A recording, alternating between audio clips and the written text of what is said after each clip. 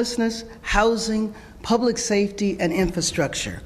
For too long, City Hall watched as more Angelenos fell into homelessness, LA underbuilt housing, our police department shrank, and our infrastructure crumbled. But we have changed that.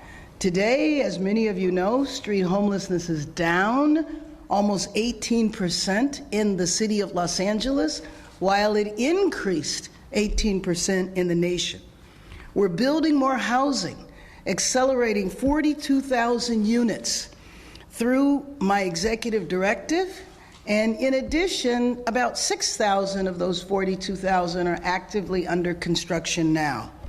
After years and years, we are finally now hiring more officers, and homicides are at a 60-year low because we are also preventing crime as well as holding people accountable. And we just announced our plan for 60,000 streetlights to wipe out the backlog and more. That is what the budget I'm releasing today is organized around, continuing to change LA and move it forward, because I will absolutely not go back to the broken systems of the past. I do want to call your attention to this chart right here, last year versus this year. We anticipated 600 layoffs. In this budget, 500 new positions. We anticipated 5 furlough days. We have no furlough days.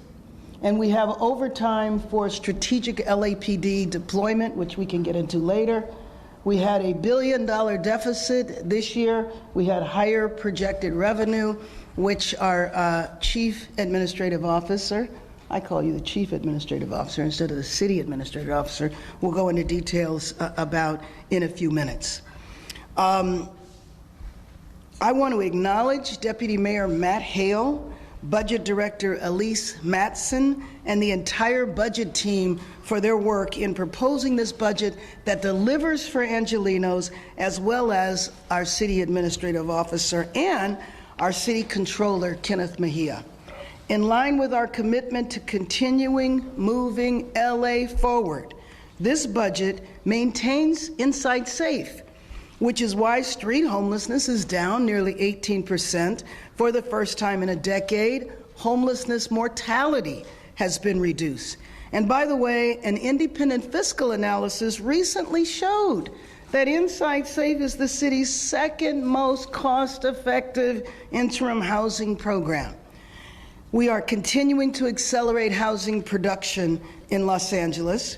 This budget increases police hiring over last year to ensure that we maintain our force of 8,500 officers, while also maintaining our longer-term goal of expansion. This year, it's about preventing the shrinkage of LAPD, which frankly, if our force goes below 8,500 officers, we are talking about shrinking the force right before the World Cup and 2 years before the Olympics, and we cannot allow that. And just think, if LAPD shrinks now while we're going through an uptick, a string of burglaries that are happening in the Valley, and the chief and I will share more information about what is going on in the Valley and how we're addressing it later this afternoon. But I have always believed in a comprehensive approach to public safety, never just depending on law enforcement alone. The comprehensive approach means that you are aggressively working to keep neighborhoods safe while preventing crime in the first place, which is why this budget sustains Circle, and we can talk about what Circle is a little later, and the unarmed crisis response services for citywide coverage. The point of this is that many instances when individuals go into crisis, like probably happened last night with the situation of the individual being set on fire yesterday, when people go into crisis, then you need law enforcement's intervention. If you can catch people before they deteriorate into a crisis, you can prevent that crisis from happening, which is why our Circle program and unarmed crisis response, now we have citywide coverage. And last month, I announced the historic Street Lights Initiative. One of the chief complaints of Angelenos is, why are my lights out? And why is it when they're eventually repaired with copper, 2 weeks later they're out again because of copper theft? Well, replacing copper wire with solar lights accomplishes two goals. Number one, it gets the lights back on. It contributes to our environment, but also it deals with copper wire theft because solar lights do not have copper in them. So we are going to install 60,000 new street lights. That installation is already underway, and as a matter of fact, we'll be watching, not an installation, but the turning on of some lights tonight in CD5, Councilmember Yarslowski's district. So what we are doing with our 60,000 street lights, that has no impact on the city's general fund. And as long as voters support the street lighting assessment, we will be able to replace all 200,000 lights as needed in the city, something long overdue. This budget increases street sweeping on major corridors and dedicates illegal dumping enforcement to problem areas throughout the city. This has been an issue that we've been working on for the last couple of years. Why is the city dirty? What happened? Why is there trash everywhere?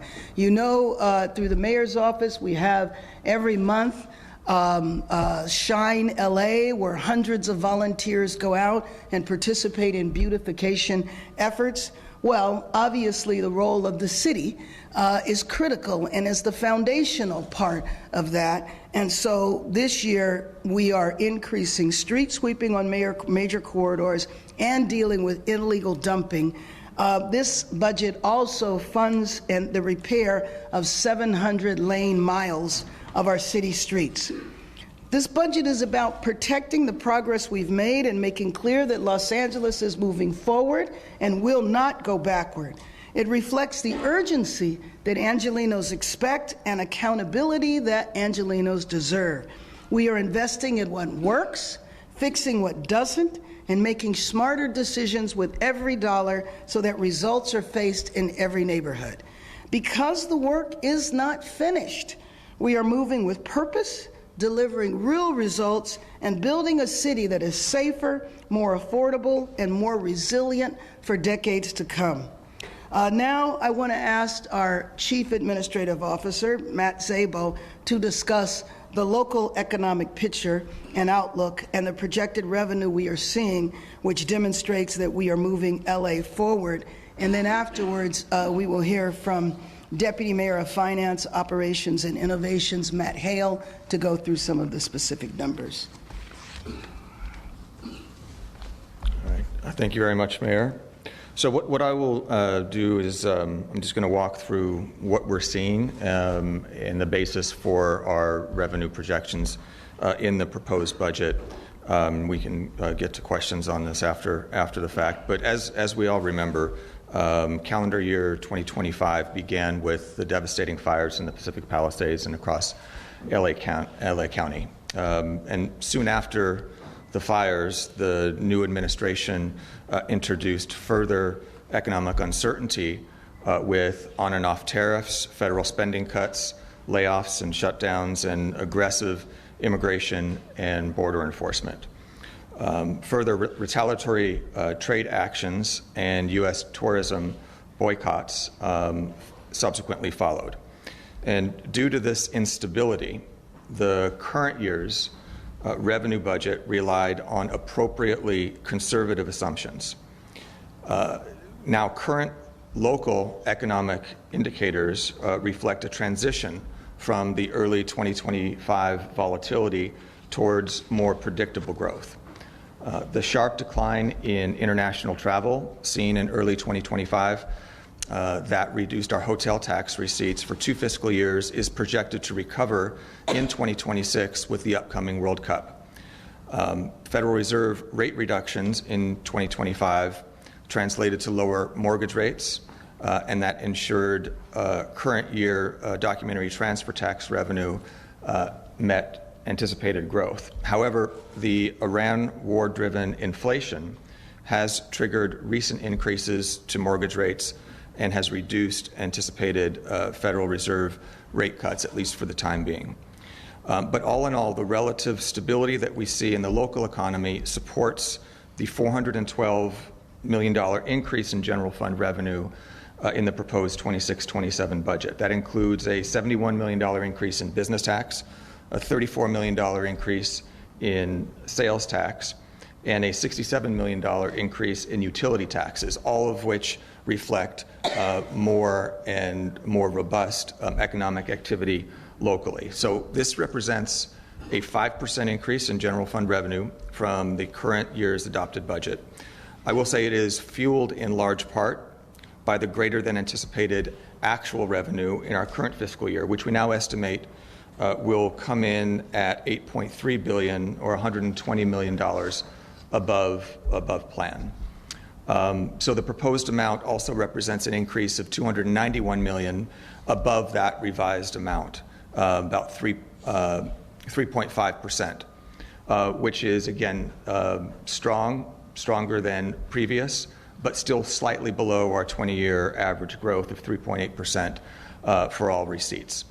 Importantly, this budget does not include any transfers from the reserve fund, meaning there's no reliance on the reserve fund in order to make the budget balance. There's no transfers from the budget stabilization fund, which we did have to rely on last year as we were managing the huge gap and corresponding layoffs. So there are no transfers from either of those reserve funds in order to balance the budget. And in fact, the revenue growth from our economy-sensitive revenues actually requires that we contribute more to our budget stabilization fund, bringing that total account to $195 million. So all in all, this proposed budget represents a steady move to fiscal stability from the turbulence of the prior year. Thank you very much. Can you make reference to the poster? Oh, sure. Just adopted versus proposed revenues. Oh, it's adopted versus proposed. Sure. So yes. So what you see there, and this is what I was referring to in terms of our adopted. Okay. So this is the adopted 25-26 budget. So this is part of why we have the $412 million in general fund revenue increases. We're seeing that a large increase in property tax and large increases in, that would be business tax and sales tax. It's what I had mentioned before. Stabilizing on property tax revenue, that's our most stable source of revenue. That is a good sign. Again, with the caveat that the activity in Iran presents risk to those revenues, but the utility tax, the business tax, and the sales tax that you see there represent increasing and more robust economic activity locally. So that is a positive sign. Oh, and with that, Deputy Mayor Matt Hale. Good morning. Oops. So as the mayor and CAO mentioned, I'm Matt Hale, Deputy Mayor of Finance, Operations, and Innovation for Mayor Bass. It's a unique privilege to serve as a Los Angeles Deputy Mayor under Mayor Karen Bass and her leadership. I'm deeply appreciative of her leadership and keen understanding of the budget. She's deeply committed to the long-term financial and civic health of this city, and there's literally no one else that I would rather do this work with than Mayor Bass. I also want to thank and acknowledge our City Controller, Kenneth Mejia, for his partnership as we work closely throughout the budget process to innovate and drive positive outcomes. And as the Mayor shared, this budget cements our progress on breaking through long-standing barriers to city service delivery, especially on infrastructure needs like streets, sidewalks, and cleanliness, as well as addressing street homelessness and improving public safety and community safety outcomes. Today, we are presenting a $14.85 billion budget for the city for the fiscal year that starts on July 1st. That comprises of over $8.5 billion in our general fund and $6.3 billion in our special funds like our transit funds and sewer funds. The budget also includes a reserve fund of 5.7%, as the CAO mentioned, which is nearly $500 million in funding for unexpected circumstances. When combined with our rainy day fund, our budget stabilization fund, our mid-year reserves, and that reserve fund, our proposed budget includes just over 8.4% in overall reserves. On the expenditure side, I want to speak briefly to some of the critical investments that are included in this budget and reiterate some of the mayor's points. The budget sustains funding for over 7,800 interim housing beds, including our Inside Safe beds that have saved lives and changed lives for the better. The budget also maintains services to improve the dignity of those that are still living on the streets, like mobile restrooms and showers and outreach services, and we stabilize LAHSA to continue serving the city's needs into the new fiscal year. And as the mayor mentioned, the budget also includes over $7 million in increased funding for our unarmed model of crisis response and CIRCLE, which are the city's alternatives to law enforcement 911 response, so that we are not sending an armed officer to a mental health crisis. This locks in the current year expansion of those programs.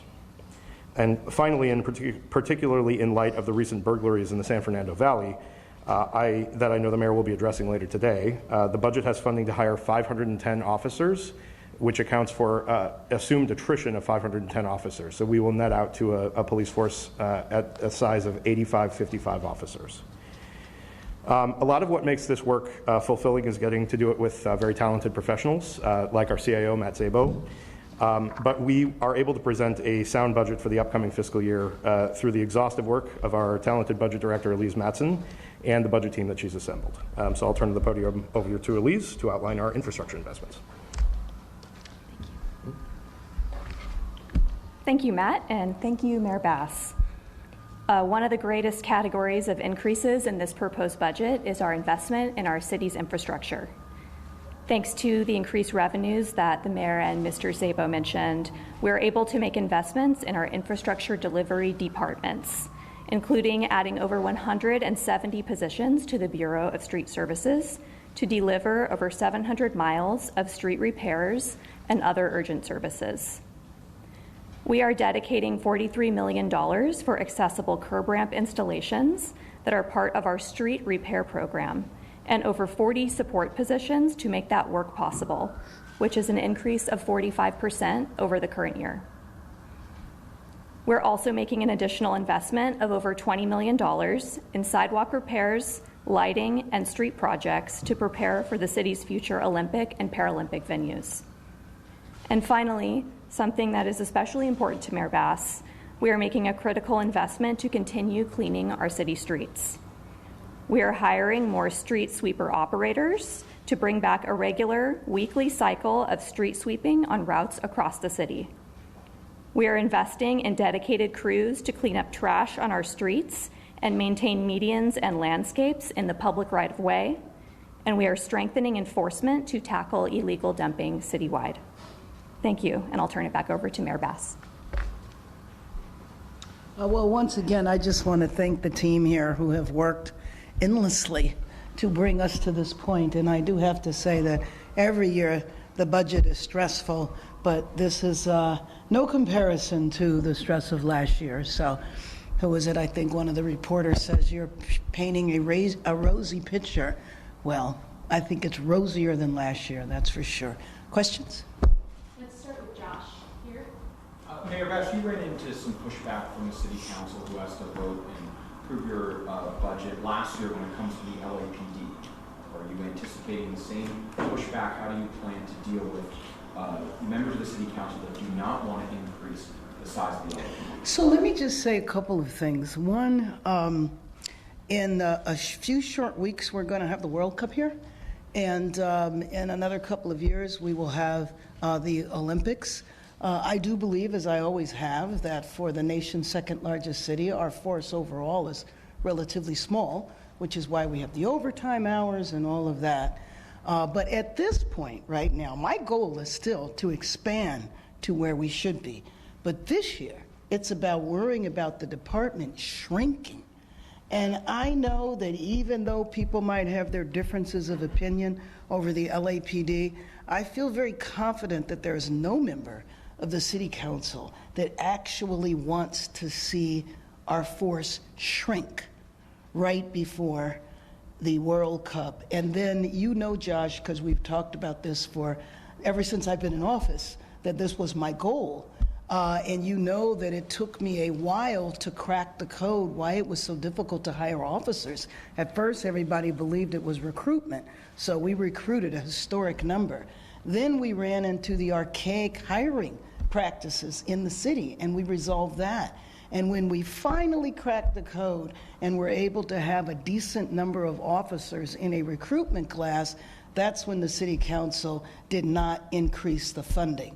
This year it's different. We're about preventing the shrinkage this year, and hopefully we'll get back to expansion in a few more years. Noah? Hey, I wanted to ask CAO Zabo. Last year it was pretty common, people were saying we were in a budget crisis, and just last month I think you went in front of the city council and said that this wasn't a year to make big investments in departments. Is the revenue changing something that's happened between when you were at the council and now, or is that still how you're feeling, and would you say we're still in a budget crisis? What would your response to that be? So I would say we are making steady steps towards stability, certainly compared to where we were last year, where there were where significant service reductions were required. What you will see in this proposed budget is essentially, with the exception of the areas that the mayor outlined, steady state services. So we are not yet in a place where we can restore wholesale services that were reduced in the prior fiscal year, in the current fiscal year. But we have stabilized and are working towards a place where we can look for long-term restoration and expansion of services. All right, I'm going to go to Dave and then Chase next. The easel talks about 500 new positions, and I'm wondering, can you give us a breakdown of where those positions are? But beyond that, are you also eliminating vacant positions? And if so, how many are you going to phase out? And what ends up being the net? And then finally, just since you mentioned the layoffs. See, that's part number 4, Dave. It's a three-part question. Oh, 3-part, okay. The third part is, can you tell us whatever happened with the layoffs? Were there any? Where is that? I can repeat the news. So I can address a few of those, and then I'll turn to Matt. And just so everyone is aware, we have not memorized the budget, so we will do the best we can. So most of the position additions are coming in street services, DOT, and then some in engineering as well. So it's our infrastructure departments. It's the ones that are responsible for delivering on projects out on the streets. And we are netting out to plus 500. So that accounts for any of the vacancy deletions. So it's plus 500 regular authorities, and then there are more what we call resolution authorities as well. So Do you remember where the vacancies are? the vacancies are, I'm going to turn to Matt if you... Do you know where the vacancies are? It was 149. Yeah, but... From where? Do you know? Oh, we will have an exhibit on that we can provide to you. But by the way, when is it? At 12 o'clock? Everybody will have a copy of the budget? It'll be posted at or around 12. I see he's not committing to noon. Wait, before you go, the status of the layoffs, there were 600 approved last year in the adopted budget, so did anybody get laid off? Did somebody still get laid off? No, I don't believe that anybody actually lost a job as a result of the layoffs because of the deals that we got with the labor unions to avoid the layoffs and We're have also some... transferring people to other departments. We transferred people to empty vacancies, and we were able to not have any job losses as a result of those layoffs last year. If maybe this is a question for CIO Debo. Is there a long-term plan to create more stability in the budget overall? Mayor, you just said that this is regularly a very stressful process each year. Okay, this year's a little bit less stressful. There's still the challenge of liability payouts. We know that is not likely to change unless something happens in Sacramento. There are the union negotiations. What is the strategy that the city has to change how the approach to the budget so that there's less, stress for everybody involved going forward? I'll take part, you take part. Sure. Yeah, Why don't go you? ahead. Okay. All right. So the and thank you for that. And there's we have laid out over the course of past several months a number of proposed changes to our process that can institute greater stability. Number one, we are looking at a multi-year budget. That is something that's been discussed at the Charter Reform Commission. It is something that's been discussed at the City Council. I prepared a detailed proposal for how we could transition to a multi-year budget. And there's no magic to multi-year budgeting, but what it does require us to do, and would require the mayor to do and the City Council to approve, is a multi-year strategic plan and a financial plan and a capital plan, so that the budget becomes a document that is funding the priorities that have already been established over time. That will decrease the fluctuation year to year on what we're going to spend on, because we already know what needs to be invested in.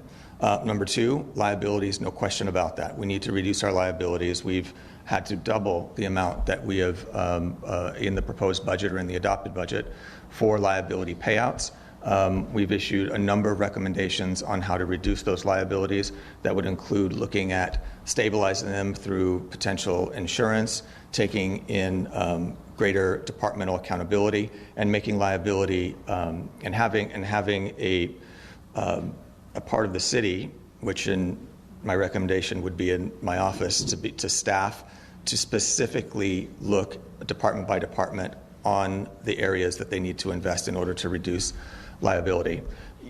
The third item that you also mentioned is we do have to have a longer term and more transparent conversation around the cost of our labor deals.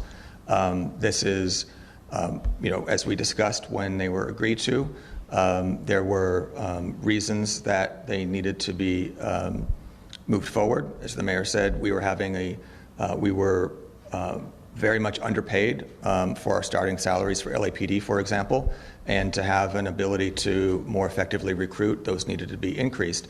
But we need to have a practice where it's more open and transparent, so that we can understand what the long-term costs are of all of the agreements, large or small, and how that builds in to our budget. And that is something that the public and the broader City Council should have access to.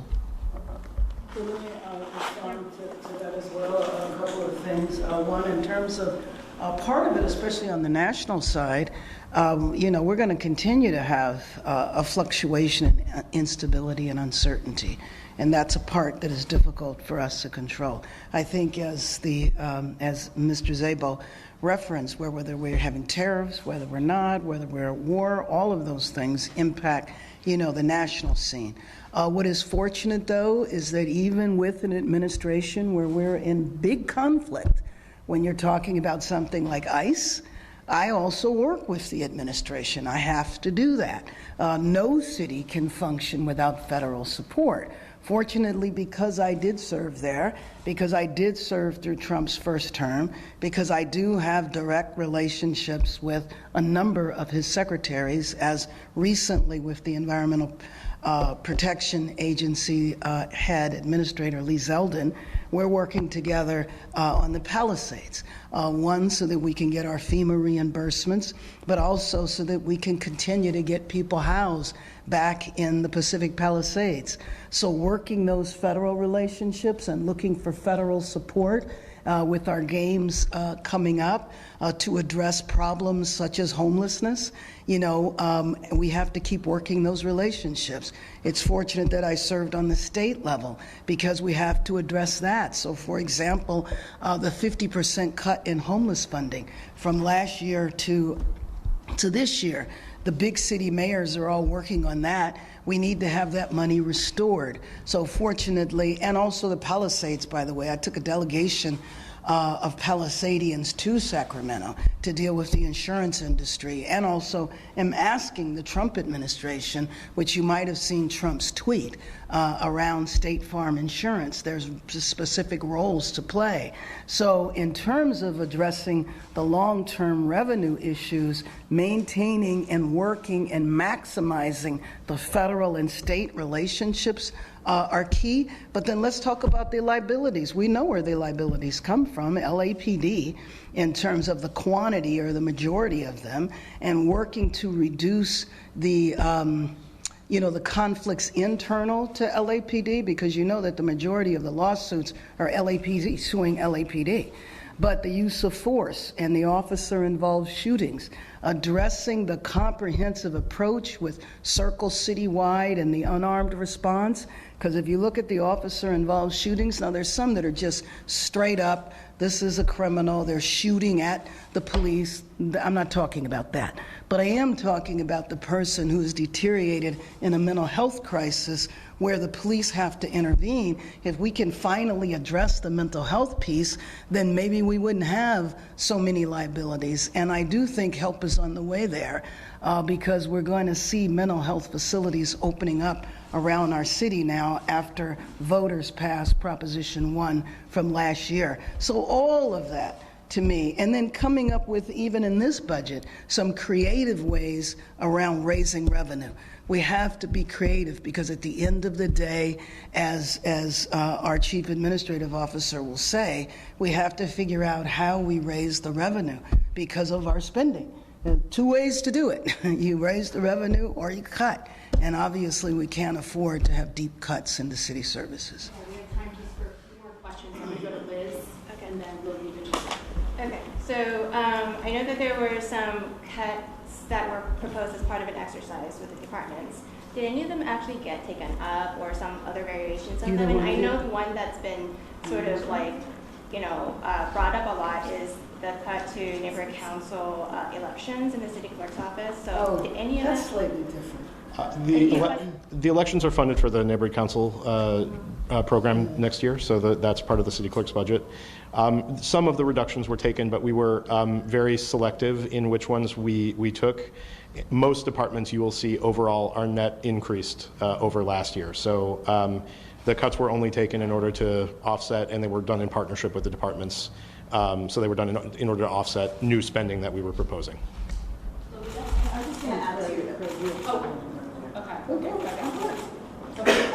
was just going to add to Chase's question too. So bottom line is this budget is something that's being configured regardless of if there's going to be state and federal money for things like even security that Josh was talking about during the games in 28 and also in FIFA. Something aside from that, whether you get $0 or millions and millions of dollars, correct? Oh, yes, I mean, I don't, Yeah, so the revenues that we receive as part of the budget are not linked to federal insecurity or anything. And so the investments that we're making are in the city's infrastructure in preparation for the games. while we fight for all that money you just said. Absolutely. So that we can increase. And we're trying to use those as a catalyst to have life better here around the games. Question. Last week during the city council week, they had voted on an $800 million business tax decrease, looking at putting that on the ballot measure. That's a lion's share of this budget. No, who's that? The city council voted? To put it up, to look at putting it on the ballot. Oh, yeah, that's And it's just a. Yes. Mm-hmm. and that's a large part of this chart. Which is why that can't pass. Which Which is why we don't want to have that. Okay, can you talk about that to us? Oh, go ahead.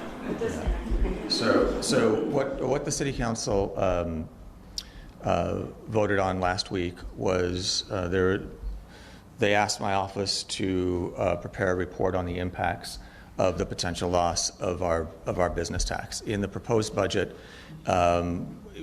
we are estimating $895 million of business tax. That's more than 10% of the budget, and it would be impossible to maintain basic levels of city service, including and particularly public safety, if we were to lose the business tax. I will provide details in the report, which will be to the mayor and the city council in about 2 weeks from now.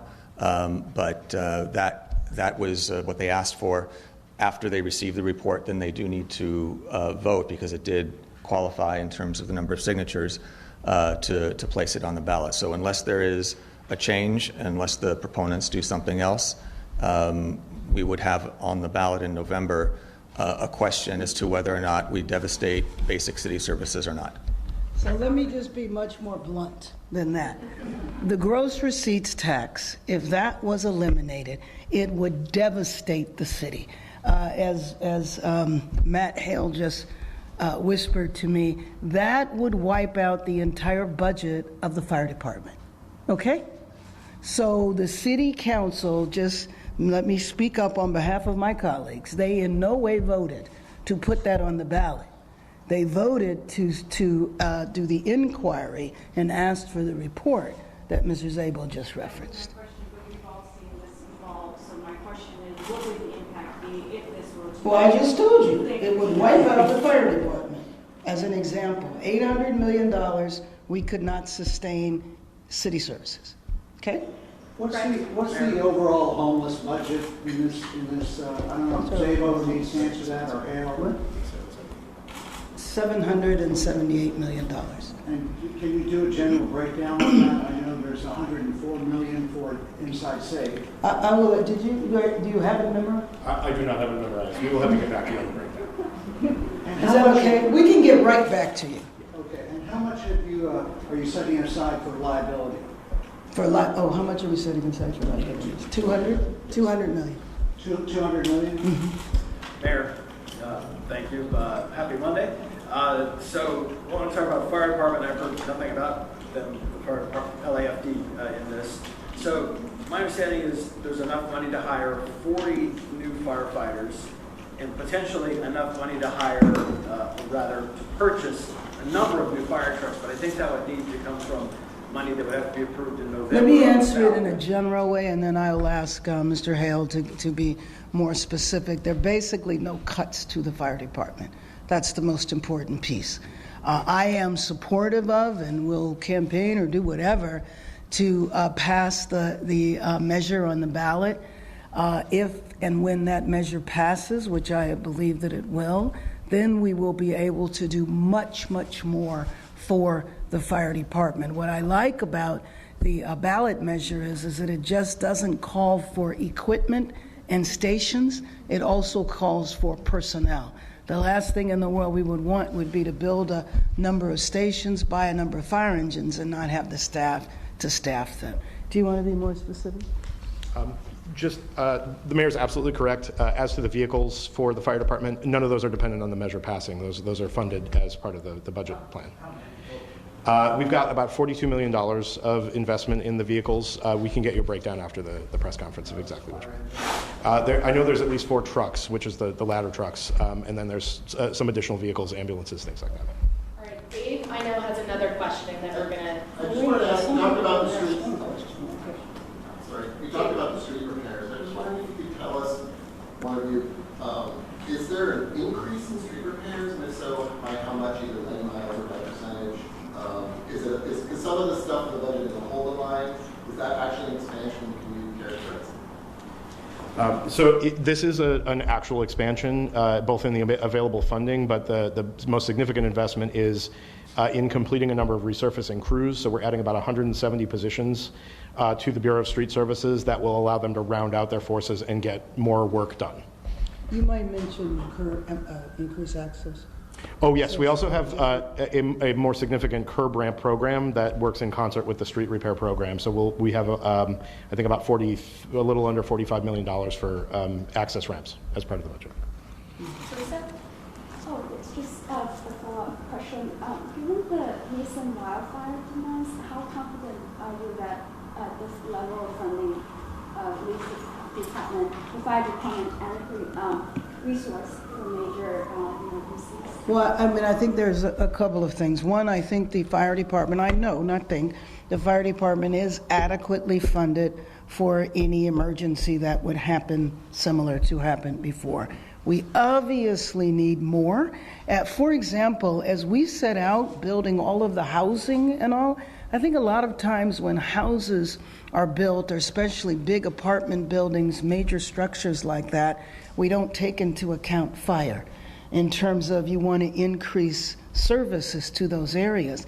The other thing is that to the extent that we can reduce street homelessness, we will reduce fires. There's a big percentage in some fire departments, the majority of the fires they're going after are fires with people on the street setting fires to cook or to stay warm or because of mental illness. When you get people off the street, You reduce fire calls, you reduce medical calls, you reduce police calls. All of that saves money, okay? And then on the other side, in terms of wildfires, I am hopeful that we will be able to get our reimbursements from the federal government. I'm focused on that now in terms of advocating in Washington, advocating with the administration. We need our FEMA reimbursements. Thank you, everyone.